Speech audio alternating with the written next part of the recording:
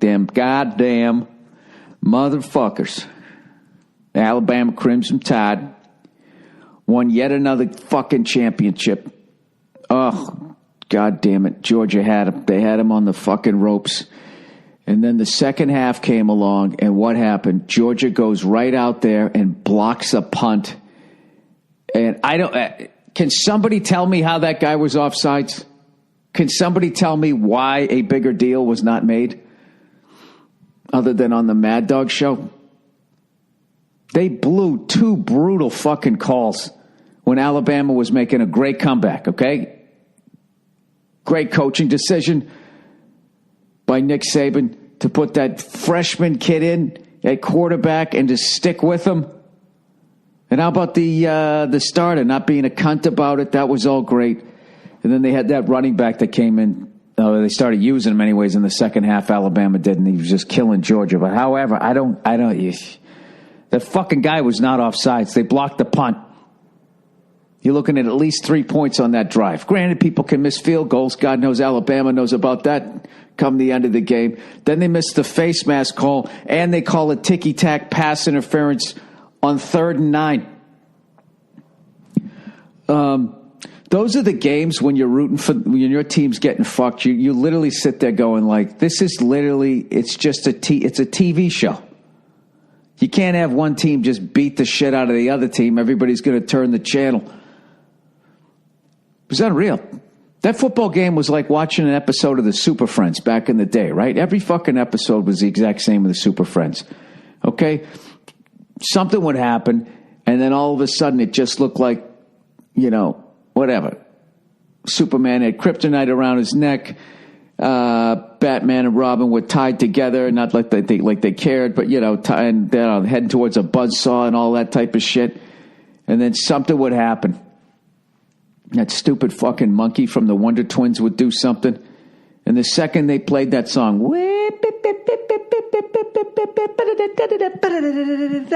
and then I remember I would get a sense of relief. Every time I was watching that cartoon, I'm like, oh, fuck, is this the episode Superman dies? I mean, I was young. I didn't know any better.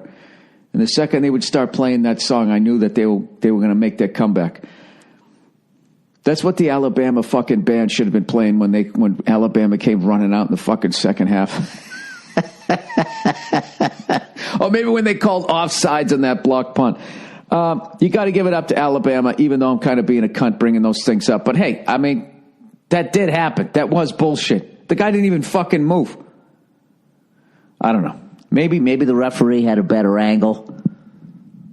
I don't know. I don't get how you miss a face mask when it was done to the guy carrying the football. I mean, the whole fucking stadium's looking at the guy. His head turns around. We didn't see it. We didn't see it. Here's what I want to know. Who's more hateable, Bill Belichick or Nick Saban?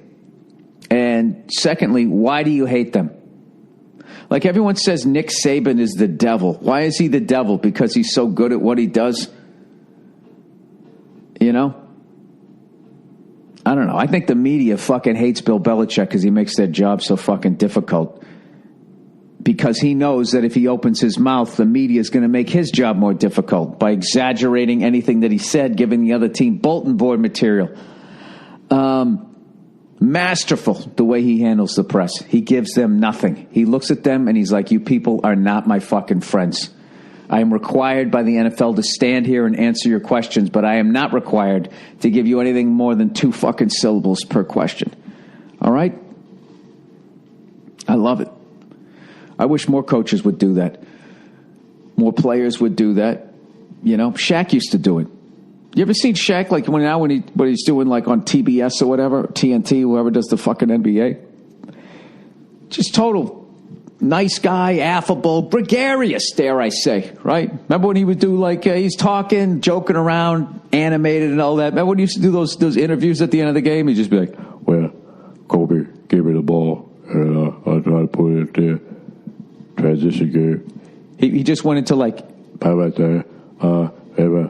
You see on any other show, it was like a completely different guy. That's what you learn after you get burned by those fucking non-athletic fat fuck cunts that are in the sports media.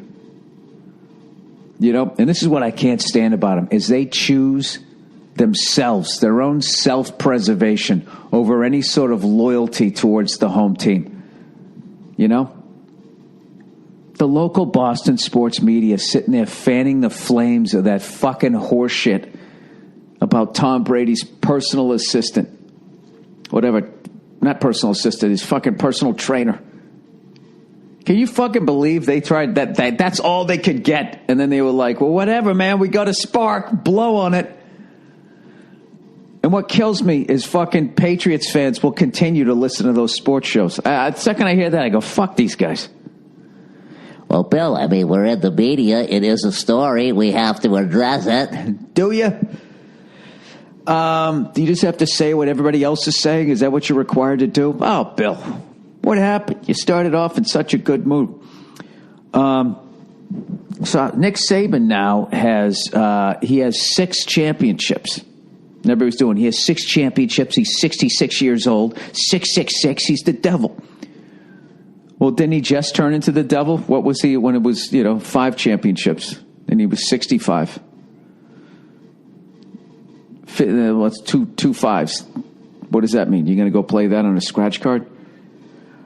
I don't think either one of them are the devil. I just think they're really good at what they do. And at the end of the day, the game is 60 minutes long. You got to keep coaching. And you know what's funny? Nowhere, no, in all the top fucking 4 sports, all right, nothing hurts you more than playing not to lose in football. I've seen more goddamn games, more fucking games lost that way.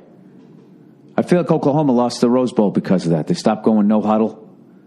You know, if you want to be a douche, you could say maybe Georgia, kind of took the foot off the gas a little bit there.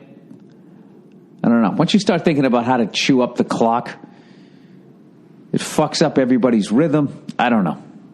Or maybe I just love when Alabama loses. Like, my favorite part of that game was fucking Nick Saban's face at halftime.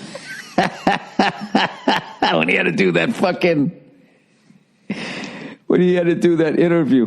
That stupid fucking interview. Why they stopped those poor bastards in the most important game of their goddamn career, and they got to sit there and talk to fucking Susie Sweet Shoes before they go in there. Hey, you know who I fucking really liked on Alabama was that number 14. Guy's a fucking maniac. He was all over the field, breaking up passes. Anytime there was a sweep, he'd come out of nowhere. He was amazing, and I also think Georgia's front 4 were incredible. Like that interception that kid had. I mean, usually defensive linemen, I don't know, they're just not quick enough. Ricocheted off the helmet, he found it in the air and then caught it in that close to the quarterback. That usually does not happen. And, the amazing front 4, and Georgia's quarterback, too, the freshman, obviously. Kind of sucks that they ended up losing the game. I actually will tell you this. I felt bad for Nick Saban when that kid missed that field goal. It's funny. For some reason, I didn't feel bad for the kid. I felt bad for Nick Saban. I forget what he did. He just threw his fucking arms up like, what do I have to do? How big a genius do I have to fucking be to fucking help you sons of bitches across the goddamn goal line so we can win this thing and go home? I mean, what more do I have to do? I would love to interview coaches and be like, what goes through your fucking brain? All right? Like an offensive coordinator, whatever. You call all the right plays. You play in fucking high stakes chess where literally your house, your family standard of living is on the line. Because if you suck, you're going to get fired. And then where you going to go? You're going to have to fucking sell your house. We know the deal, Bill. We know the deal. And you call all the right plays, 60 minutes of playing chess on television where every fucking douche in the world like myself is going to second guess you, who has never even coached the game at a Pop Warner level. You get all the way down there. It's a fucking chip shot. And this soccer-style cunt goes in there and fucking misses it. How do you sleep that night? I can't imagine it. You know what I mean? Everybody talks about the field goal kickers when they miss it and what they have to deal with, It's very simple, okay? Nobody knows what a field goal kicker looks like. You move out of the state, you start selling cars, you begin a new life. Egg noodles and ketchup somewhere, right? I can't imagine the coach, so you got like, how do you go to sleep at night? You know, and you know your wife doesn't understand. God, it's just a game. Come back to bed. I don't understand what is wrong with you. You're scaring the children, Michael.